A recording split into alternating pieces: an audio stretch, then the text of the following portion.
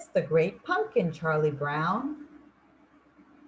Every fall, the leaves on the trees turn brown and fall off the branches. Pumpkins grow big and plump in their patches. The air grows cooler, and people start to think about their Halloween costumes. And every fall, Linus writes a very important letter. Dear Great Pumpkin, Linus writes, I'm looking forward to your arrival on Halloween night. I hope you will bring me lots of presents. Who are you writing to? Asks Charlie Brown. The Great Pumpkin, Linus replies. On Halloween night, the Great Pumpkin rises out of his pumpkin patch and flies through the air with his bag of toys for all the children. Linus's sister Lucy isn't happy that Linus is writing to the Great Pumpkin. You'll make me the laughingstock of the neighborhood, she complains.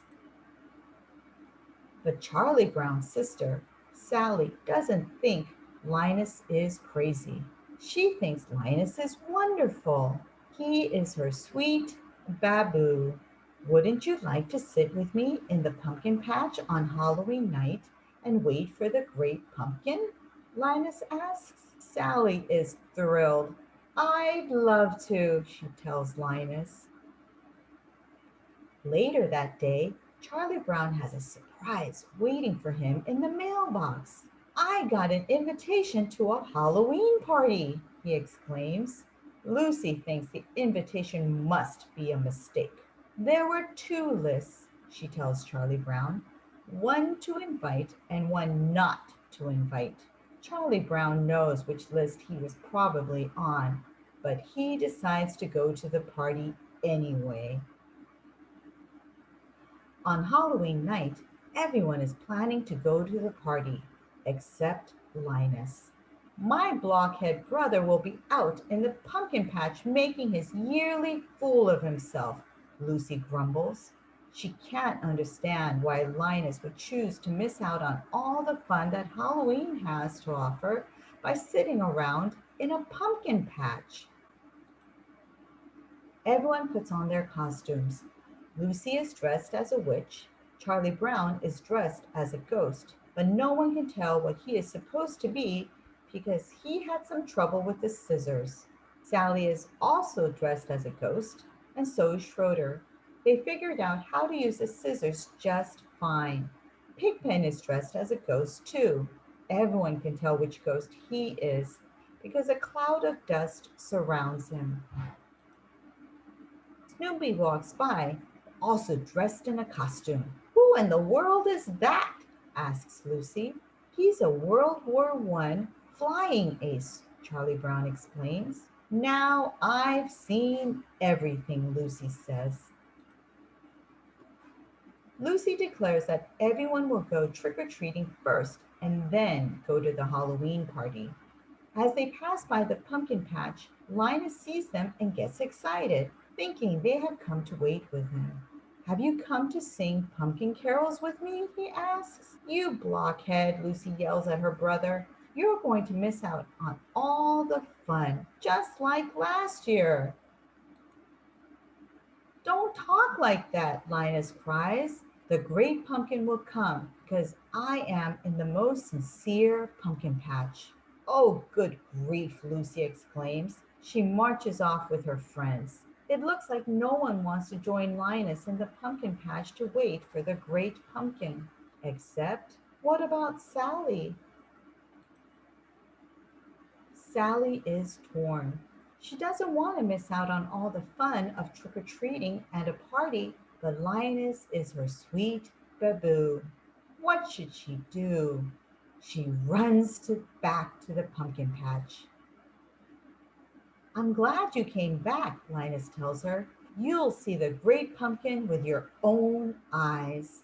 Linus is positive the great pumpkin will pick this patch. Why wouldn't he? The great pumpkin chooses the most sincere patch to visit every year. And how could a pumpkin patch be more sincere than this one?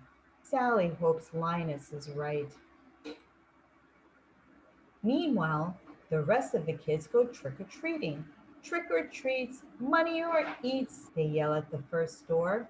Everyone compares what they got. I got 5 pieces of candy, brags Lucy. I got a chocolate bar, exclaims Patty. I got a quarter, says Violet happily. I got a rock, says Charlie Brown sadly.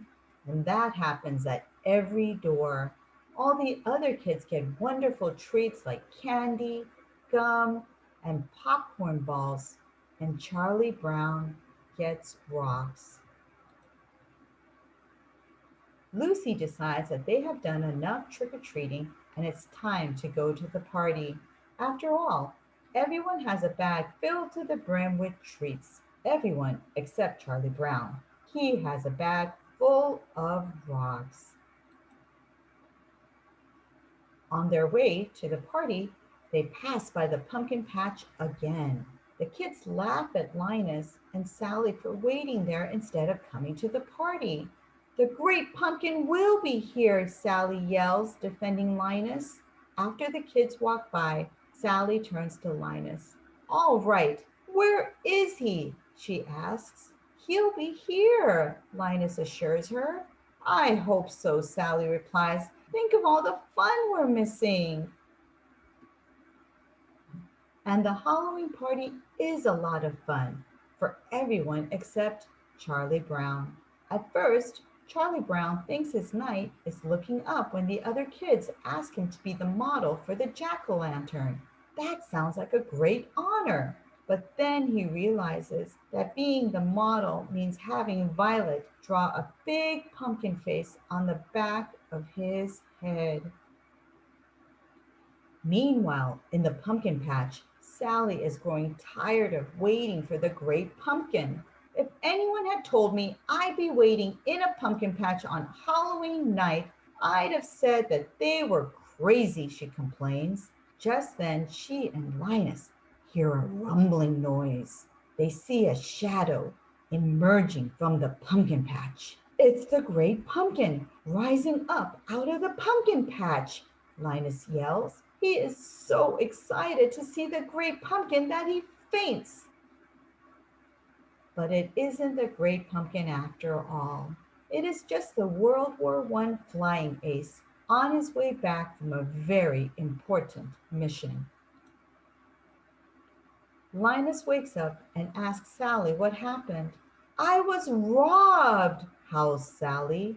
Halloween is over and I missed it.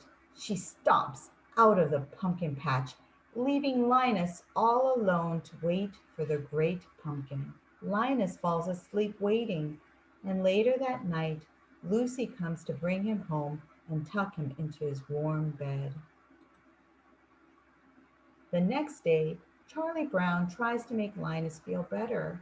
Don't take it too hard that the great pumpkin never showed up, he tells his friend. But Linus doesn't feel let down. Just wait until next year, he tells Charlie Brown. I'll find the most sincere pumpkin patch, and I'll sit in that pumpkin patch until the great pumpkin appears. Peanuts, It's the Great Pumpkin, Charlie Brown by Charles M. Schulz.